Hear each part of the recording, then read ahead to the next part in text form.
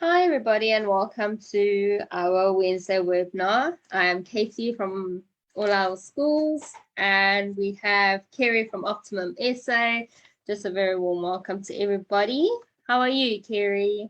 Yes, good. Thank you. Hello, everybody. Thanks for having us.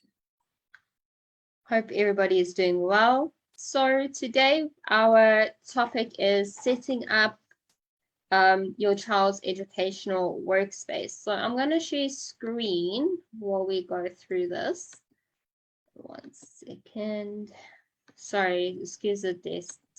There we go. Let's share screen. Okay, can you see it, Kerry? Yes. Okay, awesome. So setting up educational workspace for your children and what is required. So firstly, we need to make sure we have a location, a designated area for your child to do your learning. Yes. So would you like to touch up on that a little bit, Kerry? Well, the best thing is to have a learner not sit on their bed. Okay. Because the more they put into a specific zone, the more they will get into, the feel of things and get on with their work. It's like us trying to have, well, I don't know how many people are doing it now, with a lot of meetings happening on Zoom and they're just, sitting on the couch with their jammies on, who knows, with their slippers. Perfect example. Sorry, yeah. But you as an adult literally get into the zone of what you need to do when you're in that specific space. And it's the exact same thing for a learner. So, once if they're lying and lazing about on their beds, yes, they've got the book in front of them, but it doesn't necessarily mean that they're actually taking in what they're studying. So it's best to be at a specific workspace that is allocated for the schoolwork. So for like a little grade 1, 2, and 3, they need a lot of visuals. They'll do a lot of learning through looking and watching and seeing. So that's why classrooms have alphabet letters, caps locks, the capital letters and the lowercase, and or you guys call it uppercase now. Sorry, my bad. And then you've got and the numbers. Yes, and like the numbers then mustn't just be able to recognize what the number looks like. They've got to be able to recognize how it is spelt. So you put, if you're a creative mommy, then you can go and make the little doofamadafs yourself, the number 1 and the word 1 and the color green and how you spell it and so on. Or for the senior grades, there's posters that you can order for the topics that they cover, the basics for math. So it's just to make that workspace more inviting for the learner so that they can, okay, I'm at my desk, I've got my books, let's get on with it, instead of lying on your bed and then you end up having a nap with a book over your face.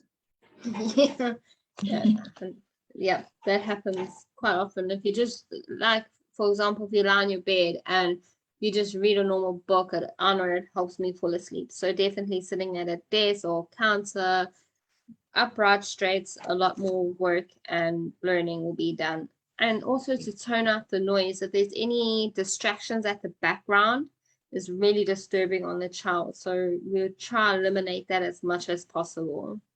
Yes, it is, it is ideal to have a quiet time, but learners have to also just know that there's going to be distractions. So, for our grade 12s, they can't be used to being in the silent dead zone. They've got to, be able to concentrate with background noises sometimes, but it does, but you can't go and have the child sitting at a desk in the lounge, but then they've got the other children, the younger ones, for example, a 3-year-old watching Disney Junior, Mickey Mouse blaring in the background, then it's going to be distracting. I mean, some of those episodes are so cool, I even sit and watch them. So, I have favorite little cartoon characters that I like. So it's distracting.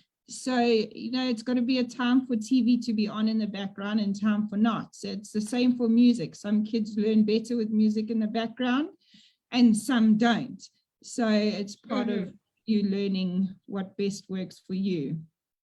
And to also keep your child or your children's workspace organized. So like the pens, the pencils, the workbooks, whatever they will be needing in that time available, and they don't have to waste time scratching around to actually start their day, just to have everything ready and organized.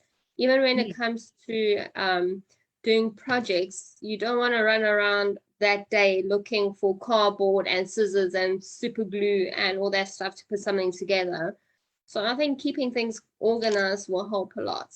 Well, it's exactly the same as in a classroom environment where there's a teacher that says, okay, everybody take out your pastels. We're going to do art now. So it's the same concept. You've got to have the stuff ready to be able to begin with your lesson. So that's all part of your number 4, keeping things organized. And I like number 5, to also have access to a reading corner. It doesn't have to necessarily just be for reading. It can be for note taking, just to separate from their desk, where they have their own little time out space, where they don't feel like they're trapped in that one little box. Yes, no, definitely.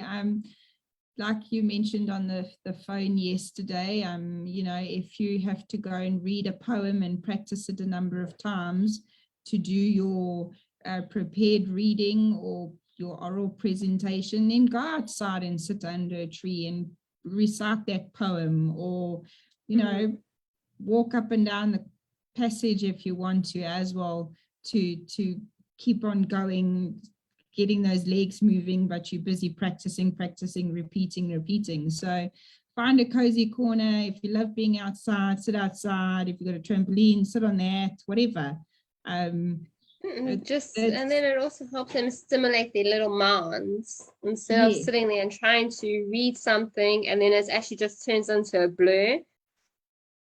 Yes, no, definitely. You have the luxury of being at home, so you can make it, you're not restricted to that little corner that you've designated for school, you know, but don't do it lying on your bed or on the floor. I have 4 dogs, and Murphy's Law, when I sit on the floor, they find every possible reason to walk past me and trample over whatever I'm doing. So it's just what dogs do. Or cats. I've seen people where they're trying to do their work and the cat literally will sit on the laptop or on your book that you're busy writing with. So, you know, you got to keep those things in mind, because there isn't that in the classroom at a school. So yeah, 100%. And then number 6 that is very important is to post their daily schedule to stay in routine. Pardon? Say that again. Post a daily schedule? Yeah. That will help them stay in routine. Yes, we've spoken about it a number of times where you know, a timetable and the schedule and a routine is very, very important. Children need structure, even adults do. So it is very important to stick to it, and have it somewhere where it's visible, where everybody's always going to be at, like the fridge or there by the workstation, just to tick it off. Some parents have laminated their, you know, timetables, whatever, and then throughout the week they mark it with a whiteboard marker so that they can just keep track where they are. That's a nice little idea for some parents.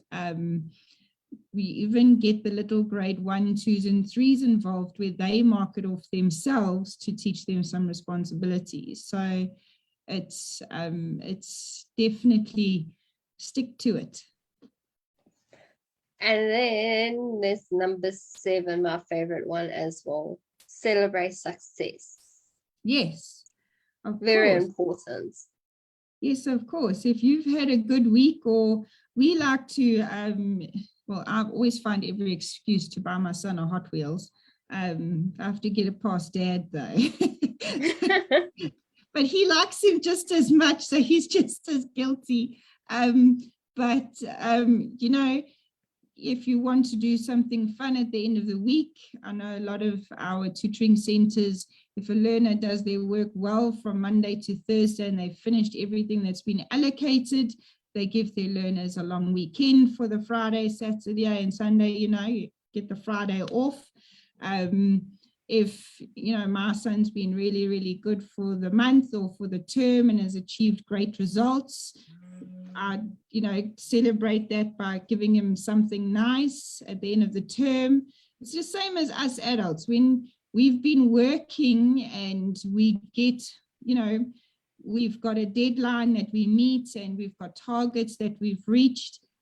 Some businesses are generous enough to give bonuses at the end of the year, or I don't know, whatever. It's the same thing for a learner. They like to get recognition and get a tap on the back and say, jolly good job, well done, you know. So it's celebrate it, make it fun. It's not, you don't have to wait for a teacher to wait for the marks at the end of the term. You know, you're working with your child one-on-one all the time. So if not, why not?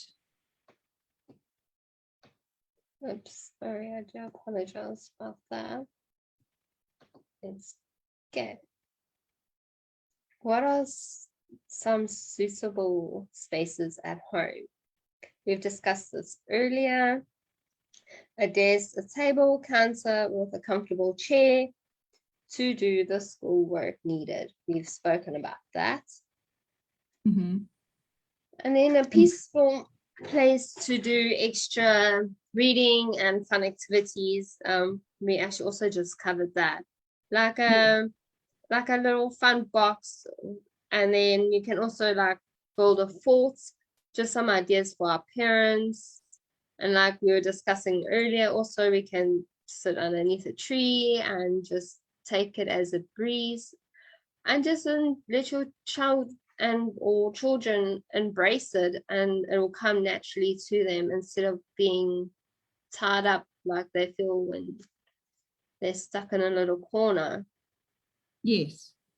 A lot of children don't like reading, so the more fun you make it, the better, because the more they enjoy reading, the easier their work will be, because they're not fighting the, I must read 5 pages. Yes, you need to. And then, you know, well, we've spoken about it before, especially for grade 1, 2, and 3, how important like the reading actually is, because the reading leads to their spelling. If you can't spell, you can't read. If you can't read, you can't spell. Yes. If you can't recognize the numbers, you won't be able to do the shapes. Yes. So if they make it fun, then the child or children will want to do it, and then there will be a lot more out there for them that they actually enjoy. Well, the thing is, every single subject that you do at school requires reading. So 100%. You know, even certain programs that children watch, they encourage reading as well, especially if you're a parent that's having your child watch learning programs. There's reading that's involved. If they need to know information, they've got to wait for it, read. So reading is vitally important, and that's why they do so much of it in grades 1 and grade 2 and grade 3. So if they cannot read and they cannot understand what they're reading, they're not going to be able to complete the tasks at hand. So and it's not just, okay, just read a page. They've got to be able to tell you what happened in that page. So if you're going to do the reading corner like you suggested, make it that it's a family thing. I mean, for myself and my son, it's nice now because I don't need to read it all the time anymore. But my son enjoys taking his school reader in the evening and reading the page back to me that he read to Dad. So, you know, and we have a discussion of what was said, and oh, does that make sense? And oh, this makes sense. And you have a discussion about what they read, so that at least he's starting to, okay, not just read words, but actually registering what is being said in that piece. So it's something that you can participate together as one-on-one or a family. And then also, why it is important for learning space. Like you can see in front of us, that a good study environment for your child can be the success of their learning. If they aren't comfortable in their learning area, they're not going to be comfortable doing the work that needs to be produced. Yes, definitely. So we just need to encourage our children just to have positive attitudes towards learning and to be curious and build that confidence, and then they would want to keep their workstations neat and tidy and have everything organized and just go forward and keep on going and keep on learning. Yes, definitely. I mean, everybody's, even adults, you go into a workplace if there's tension or there's renovations happening, or I don't know, whatever, you already don't want to be there to work. It's the same thing for a learner in a workspace. If they're going to a center or a school where they're being bullied, they don't want to be there. That means they then don't concentrate, they don't do their work. It's the same as at home. You need positive energy, you need neat and tidy and organized so that you know what tasks you've got to do at that, for that particular day. So it's very important to have everything in its place. And this is my work zone, keep it tidy, you take pride in it, and then you'll take pride in your work as well. 100%. And with that, it's also just keeps the flow going, and we'll be happy and relaxed. And like you mentioned just now, there won't be that tension, like they've got this heavy cloud upon them, because they can actually find what they're working with instead of scratching around and being unsettled. Yes, I mean, my son and my husband are at home most of the day. So because my son is taught at home, and my husband makes Travis clean and tidy, because his workspace is in his room, and he has a specific desk for his everything else but cars. So it's just dedicated for school. And every day, my husband is like, Travis, did you clean your room? Is it sorted? Can we get started? So it's already putting Travis into that, okay, I'm getting ready for school now. I've got to, because we don't have to contend with traffic and stuff to get him to school. So and we've got to contend with the clean room and Hot Wheels and cars everywhere. So he's got to, it puts him into this zone, okay, I'm getting ready for school. We're going to do schoolwork with Dad. So it's become part of the routine, and it's also teaching Travis responsibility and to be neat and tidy too, instead of mommy doing it all the time. So and that's a bonus part about that. They're we learning responsibility from young. Yes, so you can't bend the tree at a certain age, so it's the same with your children. So but it's now a routine. My husband asked, have you had your cereal? Did you wipe your face? Is your room clean? There's usually the three questions that follow. So, but it's getting into that clean workspace, getting ready for school. Okay, let's sit down, because my son is the king of procrastination. Yeah, so let's just have a quick recap to remind our parents and followers. Setting up a educational workspace is easy. You select a location, and it is a requirement of Department of Education. 100%. I was just going to touch down on that one. That is also one thing that the Department of Education requires of a parent that does home education. Well, one of the things, yes. And then dedicated workspace. 100%. And just keep things organized and encourage positivity. And then you also have a lot of flexibility with it as well. Like we were saying, you can study underneath a tree, or you can go for a walk, and you can make it fun and engaging. So there's a lot of different ways to do it. And you can use a desk, you can use a counter, as long as it's nice, sturdy, and ready for them to go with their pens, papers, books, and equipments that they need for the day. They're good to go. Yes, and a tip, if you've got a child under 12 years old, don't get a chair that swings because it's a distraction. That's a good tip, because try and get one that doesn't. I've got one of those rolly chairs, and sometimes when I'm thinking, I sit there and I tap my pen like this, and then I rock my chair. So that's a good tip. No rocking chairs if you have a child under the age of 12.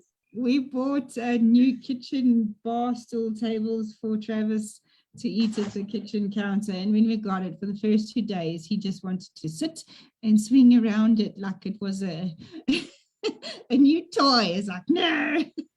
So he doesn't have one for his school desk. It's a solid chair that can't swivel. Okay, awesome. I had a lovely session with you today, Kerry. Thank you so much. To our viewers, if you have any questions or any tips that could help us help our other parents out there, leave a comment or share to a parent that may need the information. Thank you so much for a lovely webinar today. See you same time, same place next week, Wednesday. Yes, thank you for having us, and enjoy the rest of your week. And for those kids on school holiday, children on holiday, enjoy. School's next week. All right. Thank you so much, Kerry, for your time. It's a pleasure. Bye. Bye-bye. Bye, guys.